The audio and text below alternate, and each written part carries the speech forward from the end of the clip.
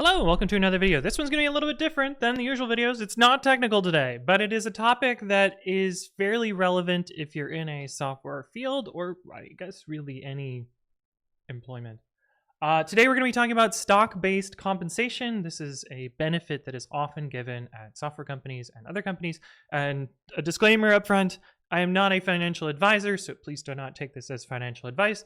This is just the stuff that I have learned over the years that I wish I knew coming into industry, because it would have changed my perspective on potential offers or negotiations or other things like that. And hopefully I can spread some knowledge and help you out in the future.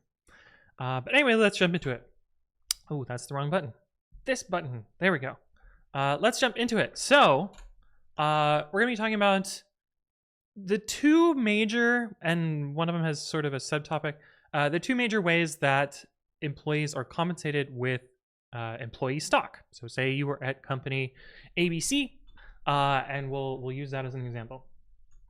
$ABC.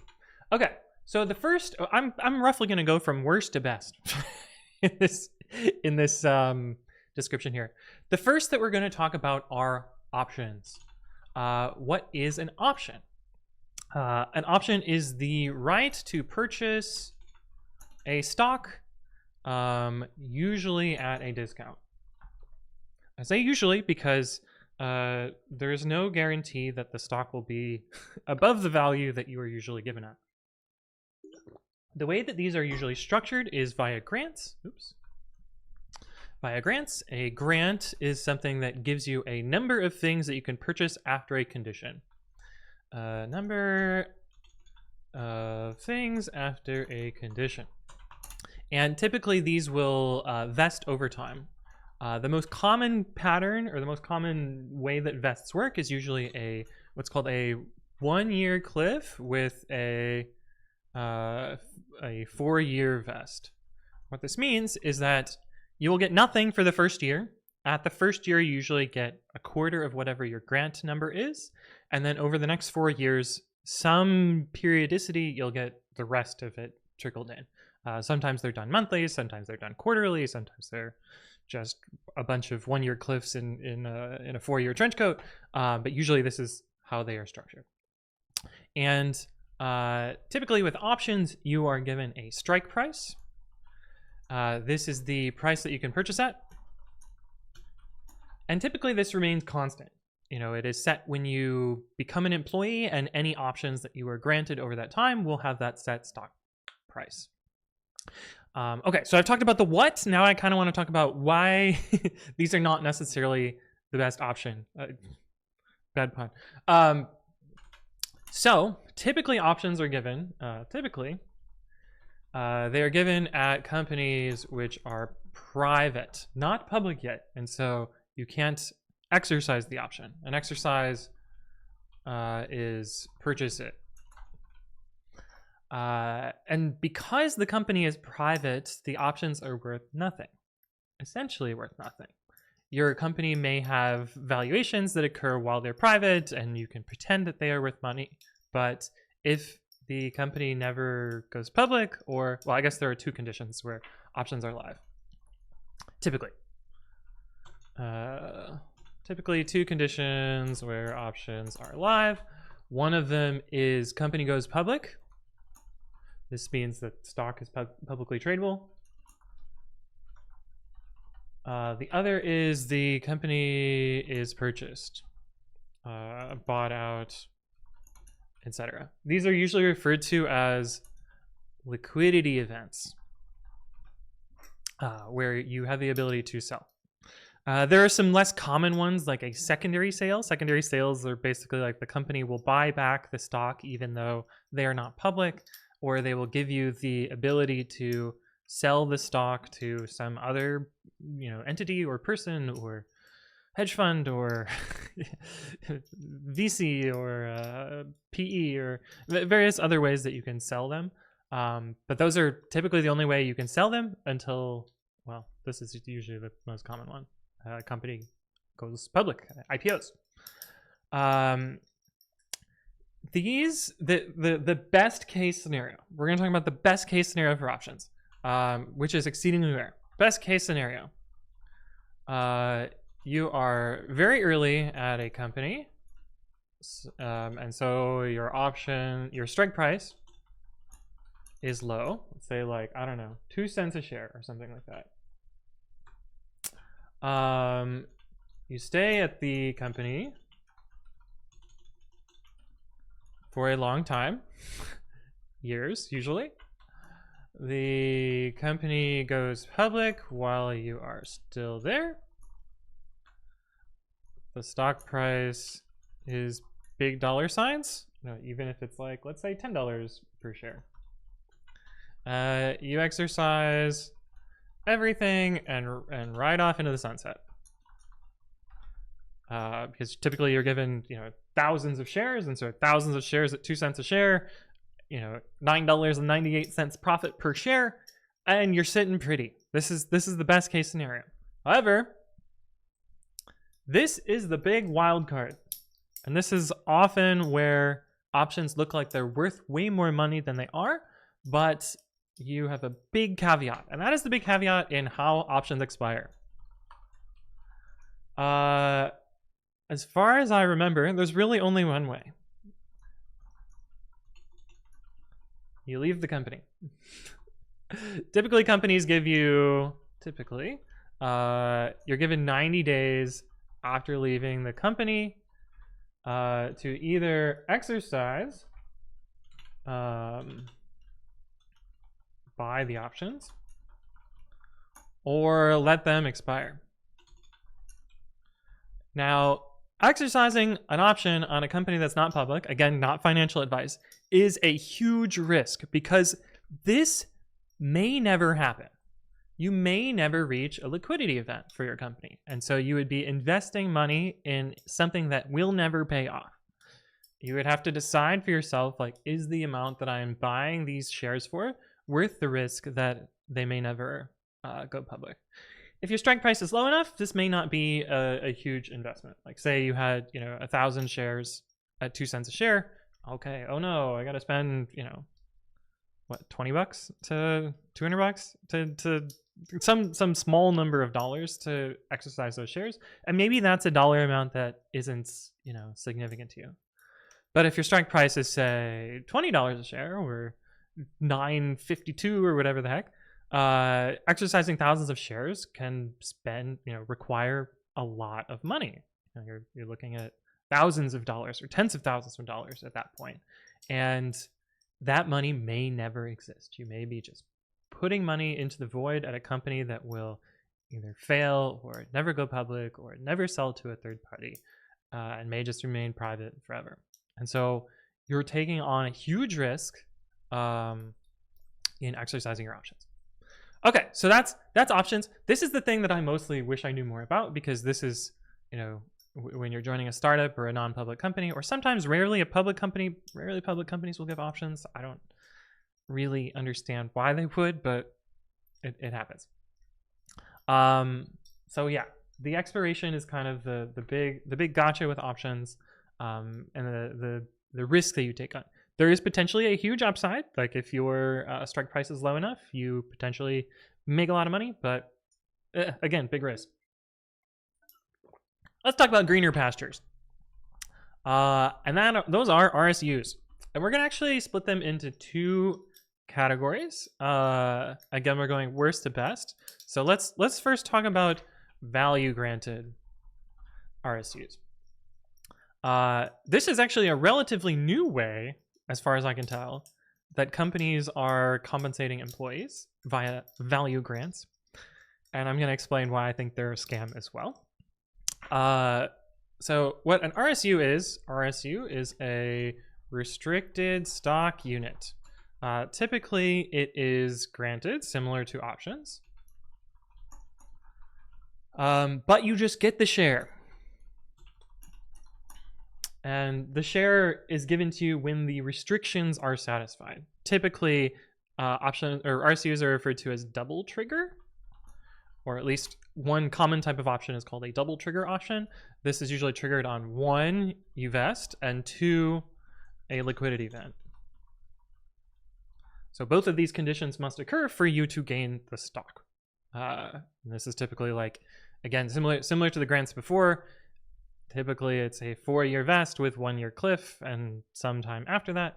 And then liquidity event, again, is like your company goes public or sells, or has, you know, a secondary offering or stock buyback or other ways that, you know, the shares become real. And let's talk about what value grant is first. So a value grant is different than a traditional RSU grant, which is that a company says, you get a grant still, but instead of the grant being a share count,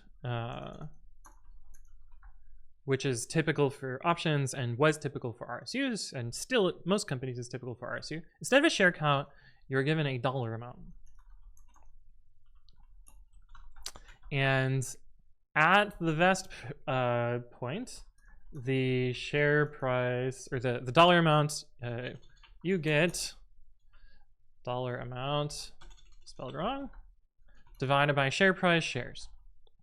And so what the company gives you, I mean, at the end of the day, it's still, you know, free money. You input your labor, you receive benefits. You're still given a share count after a vest period, but the share count is variable. And let me give you an example grant. This is similar to one that I received at Stripe, although I think the dollar amounts are off or whatever. So let's say that you are given a 4-year grant, each year $120,000 of RSUs. This is typically how like an example of how one might be structured. And so let's say at the end of year 1, company is valued at, I don't know, let's say $60 per share. And so you would receive what, 2,000 RSUs. Let's say at the end of year 2, or you would satisfy the first trigger of your option or of your RSUs, and so you would be granted this part at 2,000 shares. You know, a liquidity event still has to occur for you to be able to sell if they're non-public. Let's say at the end of the year 2, company is valued at, I don't know, $30 a share. They had a bad year, the stock went down, pandemic ended, people weren't exercising, you know, using the product as much. I don't know, something like that. Don't look into that too much. And so now you're granted 4,000 RSUs. But you'll notice that the 2,000 that you were granted here are worth half as much as they were at this point. And so even though, you know, in theory you were supposed to be granted 120,000 over 2 years, what you've actually been granted is 180,000 because these are only worth 60,000 at this point. And you weren't able to sell them because a liquidity event did not occur. The downside to value grants, I mean, just from this is you know, you can see the sort of downside here is that potentially the dollar amount that you're granted isn't necessarily what you'll get. This is still sort of true for classic grants where you're granted a number of RSUs, and yes, those vary in value over time. But the bet usually on stocks is that you will put in things to your company to improve it and make your stock worth money, and you are incentivized to make your company better. Here in like a weird perverse way, you're almost incentivized to tank your company because you will get RSUs and then potentially later on the company will improve and they will be worth more, sort of.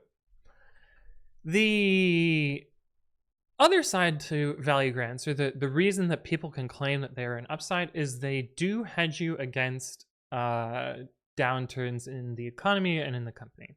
So for instance, if you had a classic grant that was, you know, 4,000 shares per, let's say, I don't know, 3,000 shares per year. You would actually, you would net out the same in this example because you would get 3,000 here and 3,000 here.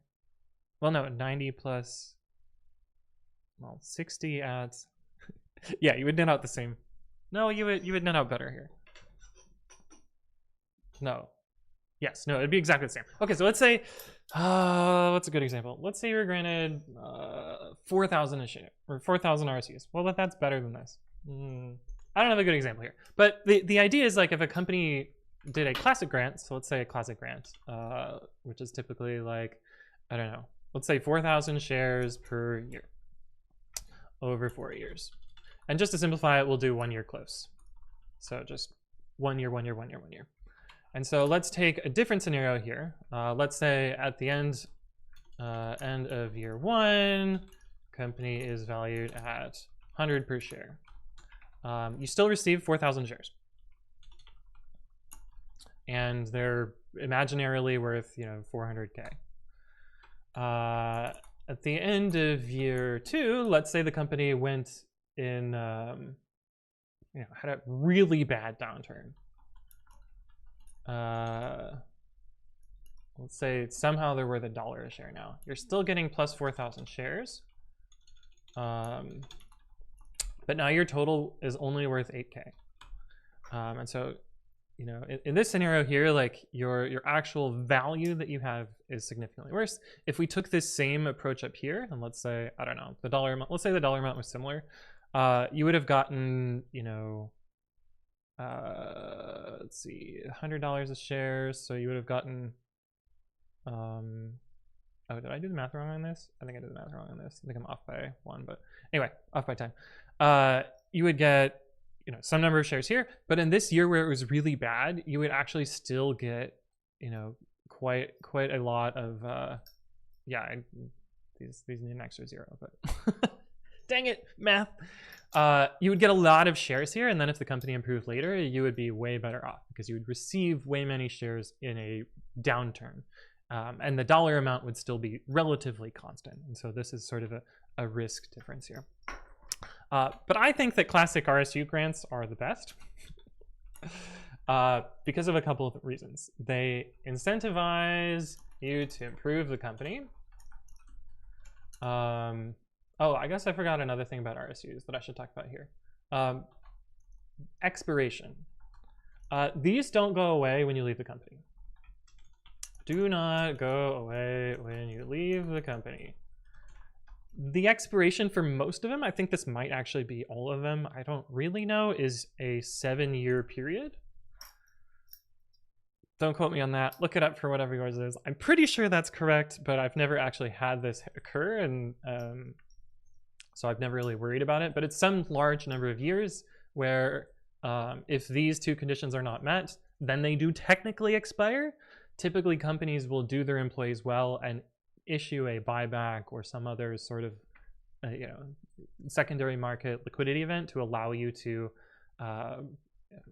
reinvest them or refresh them in a way. But yeah, expiration almost never happens on RSUs. So talking about classic RSU grants, they incentivize you to improve the company because as the company does better, your share count is worth more money. RSUs are great because they are essentially cash. There's no downside to them besides taxing and taxing in that they are worth value. So when you acquire them, you are taxed on that value. But other than that, they're essentially cash, and you can sell them, and if the company is public, and you don't lose them. Don't lose them when you leave a company. But yeah, those are the 3 main ways that companies compensate you with stocks. I will talk briefly about one other, which is ESPP, employee stock purchase plans. This is typically done at public companies. And similar to options, they allow you to purchase at a lower price. And typically you can just sell them immediately or after a holding period. And so essentially what this is it allows you to use cash savings that you have to temporarily invest in your company and then sell them for profit. And so it is usually a way to acquire free money, assuming that you have cash at hand. And they're pretty nice, usually. Definitely look at the restrictions on your particular one if you have an employee stock purchase plan and you can spell purchase correctly. But this is usually a pretty good deal. Okay, I think that's all I wanted to talk about. scary options in that the expiration is tricky. RSUs are nice because they don't really expire. Value grants are a little bit of a scam because they restrict the amount of shares that you can receive and don't really incentivize you to improve your company that you're working at. And they're essentially cash, so RSUs are nice. I really like classic RSU grants, and yeah, that's my not financial advice about employee stock. And hopefully you found this useful. If there are additional questions you would like to explain, leave a comment below or reach out to me on the various platforms. But thank you all for watching, and I will see you in the next one.